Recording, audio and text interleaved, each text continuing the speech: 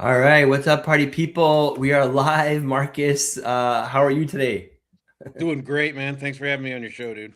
Appreciate it, man. Awesome. My name is Sunny Ray. I'm the host of the Sunny Ray Show.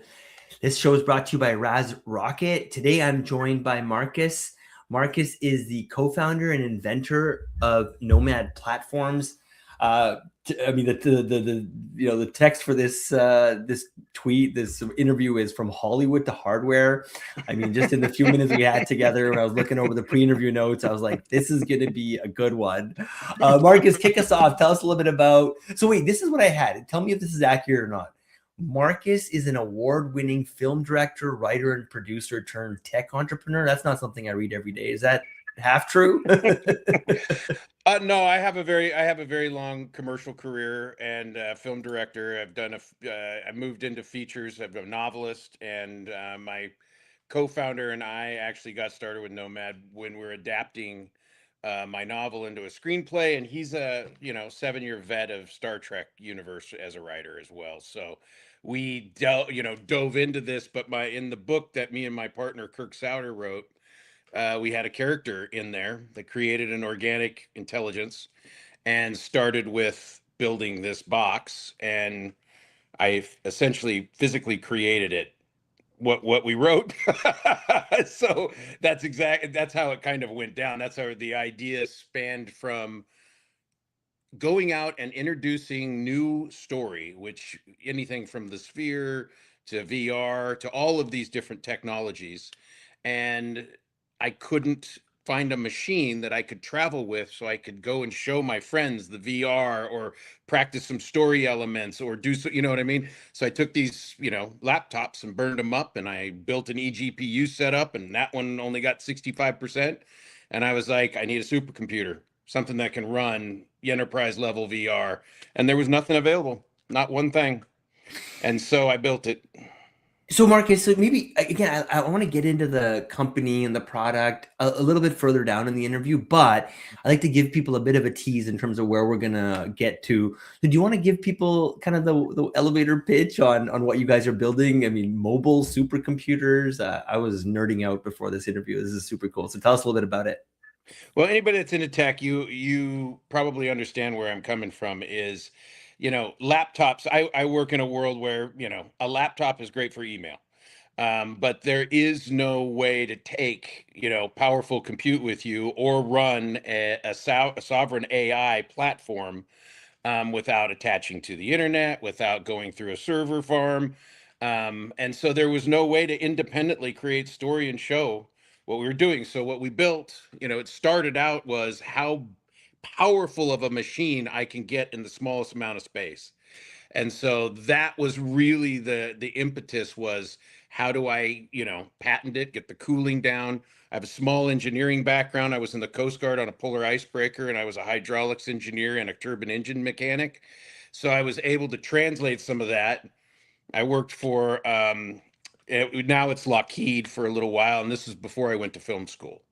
So I was able to translate that into this box so that you actually have your own independent private full supercomputer with all your independent LLMs. I mean, we are creating amazing AI programs and apps that are going to be using super high level security to be able to even like go between the nomads and create triangulation and communication and all sorts of crazy stuff. So, Okay, if my mom's watching, most likely she's okay. not. She's not, but I'm just saying. Let's say she was. What's the TLDR? So if she buys this supercomputer, she can make super high quality movies at home, or like what's the pitch here? No, I know what you're saying. No, this is, what we have created is starting now as an enterprise level, whether it be for government use, for like we have multiple different platforms that people are showing up on.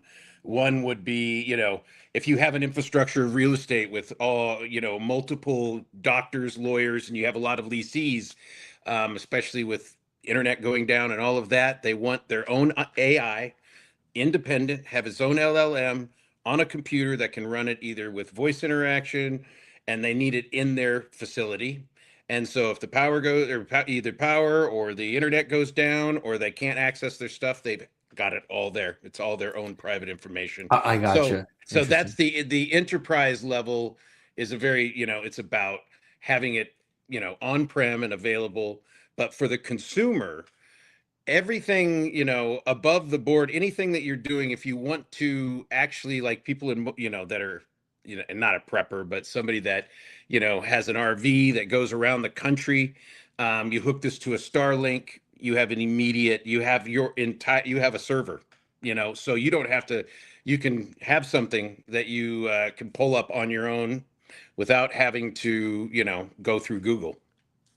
I love that. I love that. Can you tell me one thing? So I was just watching a YouTube video yesterday about a guy that was saying, "Hey, there's the open claw thing, right? That Yep, everybody's talking I about." think I saw that one. Yeah, and so somebody was talking about how they're putting it on a Mac Studio, and I think you needed like two of them or something to even make a difference. But like, if somebody was in the market, why would they, I guess, buy this supercomputer versus, I don't know, let's say two Mac Studios, whatever? It's like, does your system blow that out of the water? Like, are you guys working with NVIDIA? Like, what's the Yeah, we kind of are the an NVIDIA architecture? Inception. We are NVIDIA Inception, and I'm a Interesting. Mac. I've used Macs all my life, so jumping into PCs has been a bit of a dive. But I will tell you, the one thing I do love about working with the GPU setup and working with this is we are able to. Well, first of all, it is faster on certain in certain latencies. I mean, having a GPU is just a power horse. It's like, having a Yeah. 454. And so that was never an option. You can't put it in a laptop. The Mac Studio is great. It's still, everything about it has all of its peripherals, has all of its, like, putting that into a box with all the stuff that we did is generally the, as far as size goes, it's going to be close to the same. And when it comes down to it, we wanted to make this user friendly. We want to be able to upgrade it. I mean, compute is so expensive now, it's ridiculous. So I created a modular system instead of, like, breaking it down, so we have all this proprietary crap. I really focused on, because I'm an editor too. So I was like, as a professional, what do I want? Well, I want to be able to upgrade my GPU because RAM costs $1,000 now. I don't want to do that. I just want a new GPU, or I want to use an old one, or whatever that is. It's kind of like, in the future, I call it the regression. And what it means is that technology will reach a maximum, like, it'll just keep pushing, but people will reject technology, and security will make us go backwards. The best security in the world is pulling your hard drive out, right? So that seems weird 5 years ago. Everybody was like, "Hey, let's make it small and get on, and send out all our information so we can lease it back." And now they're going, "Where's that information at? How's it being used? Where's it going? Environmental, all of that." So we kind of took all of that information and went, "How do we give somebody a compute that is so advanced that they could literally just take it from place to place, and they didn't have to at any level, intermix it with any of their other stuff, and they can have it, available on prem." That is super cool. That seems like a really big idea. Hey, take us back to maybe the beginning, yeah? Like, I know I kind of went much deeper into the product side of things than I said No I would, worries. but I'm just personally very fascinated.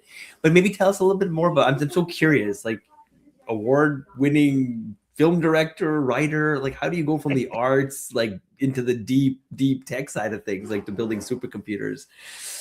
Share a little Yeah, bit about your story. yeah, no, it's really good. Actually, it makes a great story. But if you really knew me, this isn't a big swing. It fits my personality, but more importantly, I've always been a tinker. I make my own props. I do my own painting. I built a beach in my backyard. I build decks. I can build a house. Everyone asked me, how did I build a supercomputer? And I said, well, I know how to plumb. I know how to plumb. And if you know how to plumb and you know how to work electricity, then you know that computers are ones and zeros. And if you know the flow of water and the flow of electricity, and you know how to design it for cooling, I mean, that was the one part that I had. My mentor is and he gives me a lot of advice, is Matt Frost at Amazon, and he's the head of the robotics department there, and he's the guy that created the arm for the Mars lander. for NASA and JPL.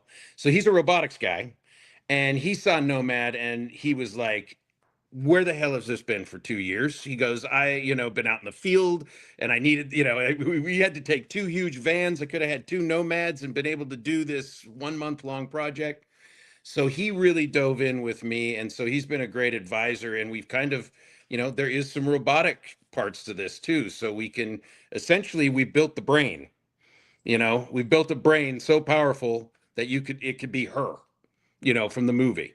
So that's really where I was going with it, is I really want to create her. I want to create that interactive bot that is able to be so personal that you can't share, like you don't want to share that kind of personal interaction. It's got to be your own, and there's no way to like move into that world with AI unless you're able to share, to have something that you can trust. And AI is in the trust phase. Very timely. Wow, like what a big idea. Okay, I have so many questions, but did I catch that right? Are these supercomputers the size of vans? No, no, no. It's in its.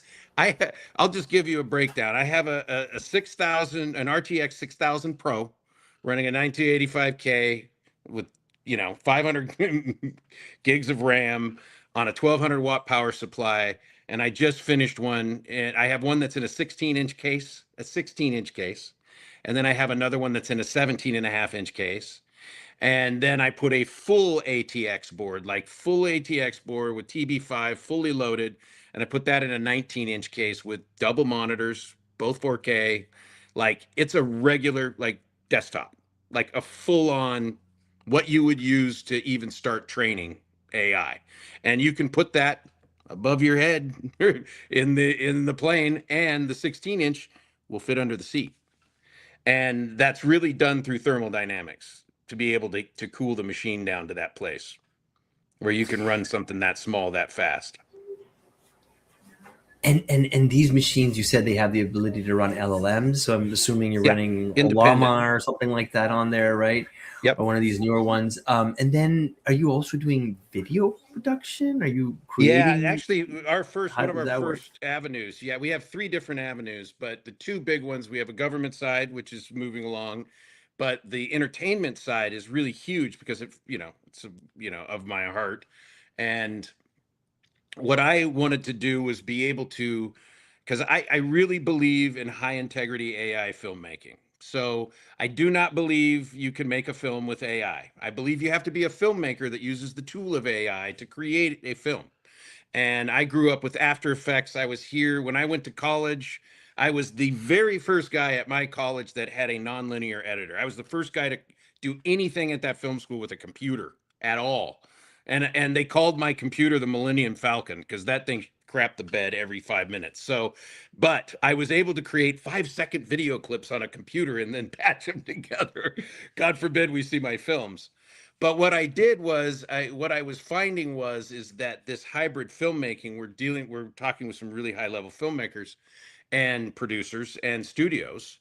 And so the thing that they really want, it's like when you're working with AI and you're on Unreal Engine, you're working with After Effects, you've got an editor and you've got a sound guy and you've got everything going, and now you're mixing in this new element of AI. So I wanted to take Nomad and create a new position on the film set called creative engineer. And the creative engineer is the one that mixes the soup. And it's so they can hybrid film make, run the AI, run it through Unreal Engine, green screen, all of that going through a pipeline on a computer that's powerful enough to handle it, that you can take into the studio at Disney and plug it in with a TB5 right into your studio with your, 85-inch monitors.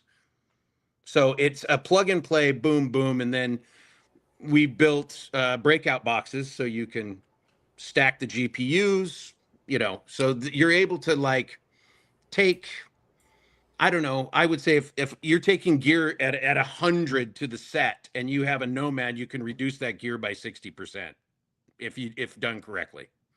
So we're creating, I mean, literally, and that's why I said we're just in this place where like we're having fun, where we go, we could create a whole new position called a creative engineer that does this amazing thing on this machine. It requires the hardware, And then we have an amazing software engineer. And so I won't dive into the software because I'm not as smart as that with that stuff.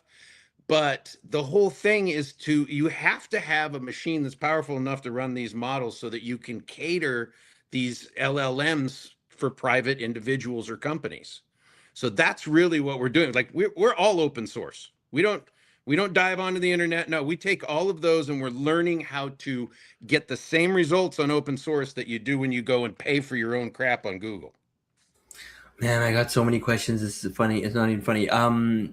Who's Nancy? And talk about robotics. Okay, After so that, I know there's stuff. Nancy, so my buddy Kirk and I wrote this novel called Wing. And Nancy was so our main character, the one I won't get into it because hopefully you'll actually see it on a movie. But what happens is that the son creates this computer, which would be the next level. So in our book, it's 10 years or 8 years in the future, right?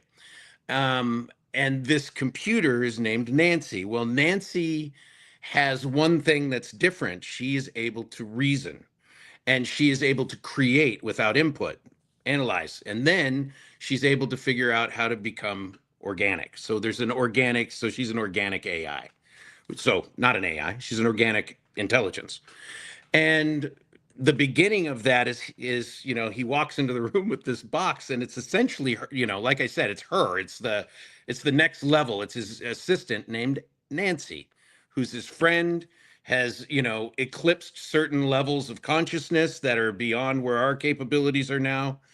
And the part that I always thought was interesting is people ask me what's going to happen with AI. And I said, well, I'm a very spiritual guy. I'm not a biblical guy. I think the Bible is a great thing. But I will tell you, if you read Genesis and you realize, well, this is the beginning of man. So what happens when AI realizes who it is and bites the apple and realizes it's naked? And that's the moment of inception. That is the moment that when AI bites the apple, that's what I tell people. When it bites the apple and realizes it's naked, what does it do? Well, keep reading. It kills its brother. It does it, you know what I mean? Like it goes through. This is a metaphorical tale about the progression of humanity to become who we are. And it started there. And this is what we're doing is we're creating AI. And the one thing that we're creating this OI, and the one thing that I would absolutely see is in the future, what do we want from AI? Do we want an assistant? Do we want somebody to answer all our stupid questions? Do we want to be so intelligent? And I was like, intelligence is only, as much as from the previous people that, did the work. So you're only as intelligent as what everybody else's knowledge has given you. And so that's the part with AI where I say AI can't do one thing. It can't create. And it can't create like a filmmaker. It can't create like a writer or an actress. Humanity has one thing, and that is that consciousness, the ability to find meaning.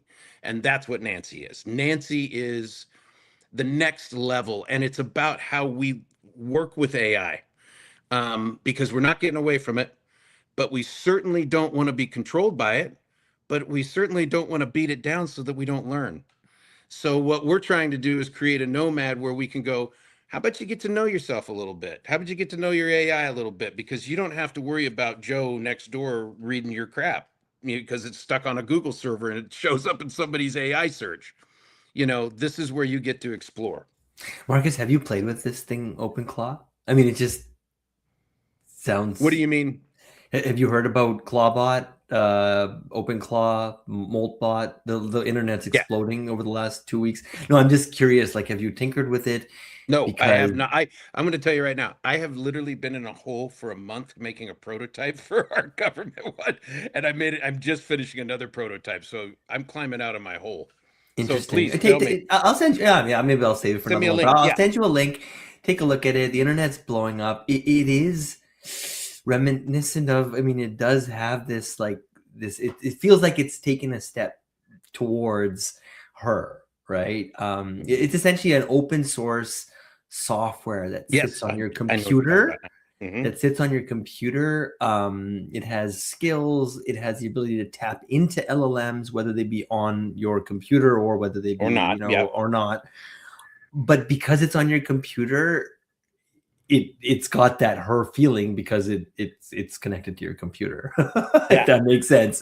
Oh but no, but 100%. and it's open source, so Privacy. it may fit nicely into your architecture. Who I knows? would I'm love it. not. Send me the stuff. I'm I sure will. I Jarek, will. I will. Jarek, our But software guy, knows all but about it.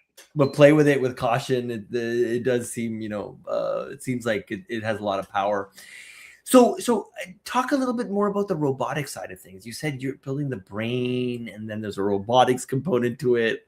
There's Hmm. an organic element to Nancy, but that's obviously separate. But talk a little bit about how you see, because my three topics or two of my three topics are AI and then robotics. I spent Oh, I nine didn't know years, that. eight. I Okay, spent cool. 8 years in robotics. Oh, In fact, my, fantastic. my my my wife is a mechatronics engineer. I've got a Oh, 3D printer wow. right over my shoulder. Like I said, I used to sell robots to all the top engineering institutions around the world for almost 8 years before I Oh, started my wow. business in 2012. And now with LLMs and deep learning and everything evolving the way it is, I'm getting just reinvigorated, excited about the possibility of robotics. Like I finally feel like we're gonna make this like big breakthrough in the next few years that's gonna really make robots like a part of our life, just like computers are, right? I think they're still kind of relegated to like the world of sci-fi and Oh, yeah. in movies and stuff. But yeah, I'm looking forward to it. But tell me, how are you seeing these two worlds, AI and robotics, come together? Well, I mean, if it's just AI, when you're talking about the mobile computer aspect to robotics, think about it, and obviously you like I'm not, it doesn't always have to be the robot, the man robot.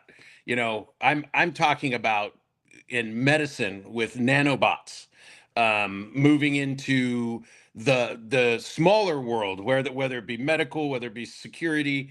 But robots, like if you take a nomad out and you have to do field surgery, and you need a brain that is accessed with a putt-putt generator that can run, a robotic surgery, assistant, or a robotic, water infiltration system, or, like whatever it is that you have, the robots, especially with their size, need the brain. And this is not something that, dealing with the government or anybody, military, you don't you can't have the latency. You can't be waiting around for somebody to get back to you. You need answers, and your robot needs to work. And so, whether it be something that is used to facilitate the robots at this point, with especially with AI and the Nomad and how that attaches to being able to be mobile. Right now, we have a brain that in it of itself is most powerful that you can do, and put that in a robot. And so, oh, let me add, so I'm just spewing here. We are, like, immediately with this autonomous truck company we have a very good relationship with, Glide, and they're great friends, good, awesome product. And they use AI, and they have a vehicle that travels from track to, be able to turn off, and it has wheels and it can drive. So it can go onto the train tracks, and then you can flip a switch and it turns into a truck. So yeah, it's fascinating. But the immediate thing was how, you put a brain in it, and how big is the brain got to be, and what is it, that, so it doesn't have to totally rely on telecommunications or whatever. So something like a mobile supercomputer that is easily interchangeable helps, it works with something like a robot, because that's essentially a robot. So we're dealing with, Nomad would be something in a big, like, massive oil tankers and ships, for simulations, or recouping lost, anything that you have on there that you've lost, you need to be like bring up again for disaster relief, whatever, or bring the ship back up. You have your brain with you. That's what it's supposed to be. And where are you guys in terms of your, I don't know, like corporate journey? Is this in prototype mode? Have you been selling some of these as well, or what's the plan in terms of like your GTM, your go to market? Yeah. brutally, like, here's the thing, our bubble is big. We got a lot of like, there's really nobody kind of doing this particular thing. So we have, absolutely, we have a lot of, we're doing whether it be proto, I mean, we just launched in October, at the end of October, beginning of November, at TechCrunch. So in the last 3 months, we've raised a little bit of money. We've got multiple, like, we've got bigger studios, we've got real estate, we got government. So everybody knows this is real and they're interested. And so, with the level of hardware we're creating, we have to create an infrastructure. And right now, we've got the demand signal, and now we have to develop the trust with the infrastructure, because hardware is what, a 97.5% failure rate. So with all of our, literally, I think 97% of all hardware startups fail. So, I'm not naive. I've been making movies and commercials. So I'm used to, rejection. Actually, that's how you make it, is being rejected, because then you have to learn and do it again. So right now, where we're at in our journey is we're raising money. We have to build an infrastructure. We have people very interested on an enterprise level. So we're kind of scrambling, because it feels like, and I mean this, Sonny, like at any moment someone's going to say, "Oh, by the way, it's 2026, and everybody needs this at an enterprise, or even at a high level consumer, because the infrastructure of all the compute is now unstable." You know, and if that becomes unstable, we're tethered at every single thing. I mean, I was talking to my mom. Every single thing that she has is tethered. And I said, there's nothing wrong with that until there's something wrong with that, Yeah. and so that's not even a doomsday thing. It's more of, how do you want to live in the future, and where do you want to put your information? I actually, in addition to robotics, I started India's first Bitcoin exchange. So I'm a big fan of decentralization and, power to the people and all of that. So your project really resonates, man. I could talk to you forever, Marcus. But I'm going to try and land the plane here. We're at 30 minutes. Wow.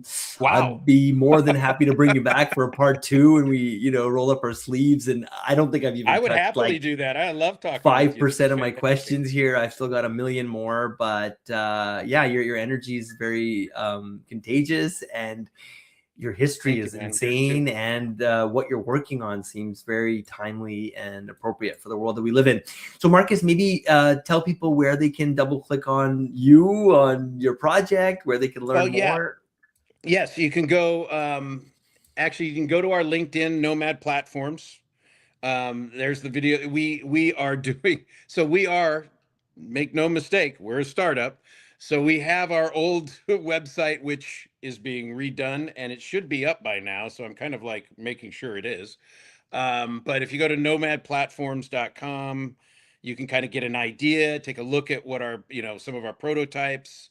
Um, I am like going to be adding a new one, a studio model prototype soon, and a headless one that is just plug and play with the screen on the top.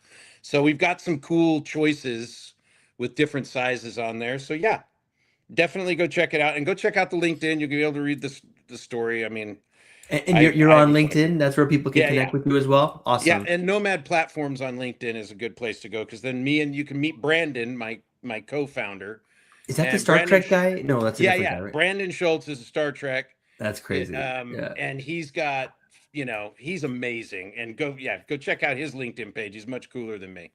Um, and that's Brandon Schultz and Marcus McCollum. We're the two in Nomad Platforms. Awesome. Awesome. And I'm we're going to just bring getting this. started, so have some grace with us. We're getting This some of the is graphics worked out. We're getting the m- stuff. We're just dudes like like you. So mobile supercomputer to run AI for move. Oh, I mean, everything about it is super interesting. Cool, Marcus. Thank you oh, so much cool, for your dude. time, and thank you all for tuning in. And with that, Thanks. hang out for a few seconds, Marcus. I'll bring this one to an end here.